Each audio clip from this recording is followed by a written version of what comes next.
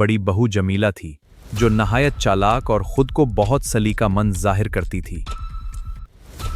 वो इस घर की बड़ी बहू है, उसे कुछ न कहो। एक बुजुर्ग खातून रजिया अपने 3 बेटों, 3 बहुओं और पोते पोतियों के साथ रहती थी।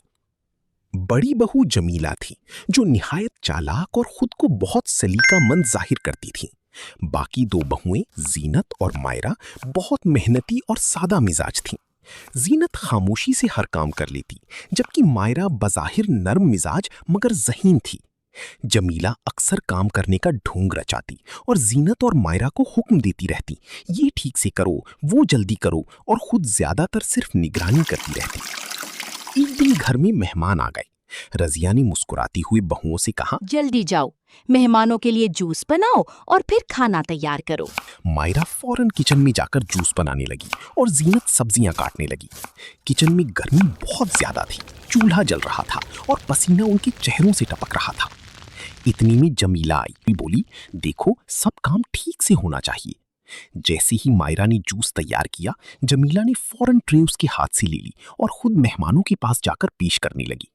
मायरा ने हैरत और गुस्से से उसे देखा, मगर खामोश रही। दोनों बहुएं गर्मी में पसीना बहाती हुई बिरयानी, कोरमा, सलाद और खीर तैयार करती रहीं, जबकि जमीला कभी कभार आकर सिर्फ हिदायत देती रही। जब खाना पेश हुआ तो मेहमानों ने जमीला की बहुत तारीफ की, जबकि असल मेहनत करने वाली बहुएं खामोश खड़ी रहीं। मेहमानों की जाने के बाद मायरा ने जीनत से आहिस्ता से कहा, इसका कुछ करना पड़ेगा, ये हमेशा हमें इस्तेमाल करती है। दोनों ने रजिया से शिकायत की, मगर उन्होंने कहा, वो इस घर की बड़ी बहू है, उसे कुछ न कहो। ये सुनकर दोनों दिल बर्दाश्ता हो गई। मायरा ने दिल ही दिल में एक मंसूबा बनाया।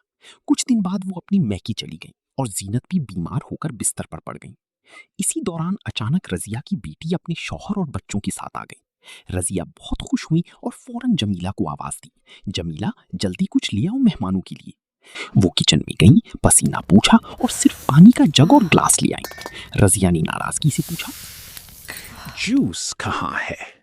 जमीला ने बहाना बनाया, घर में जूस नहीं है। फिर रजिया ने कहा, अच्छा, जल्दी पुलाव और चिकन कढ़ाई बना दो। जमीला किचन में गई, मगर गर्मी और थकन से घबराकर सिर्फ आलू वाले चावल और रायता बनाकर ले आई।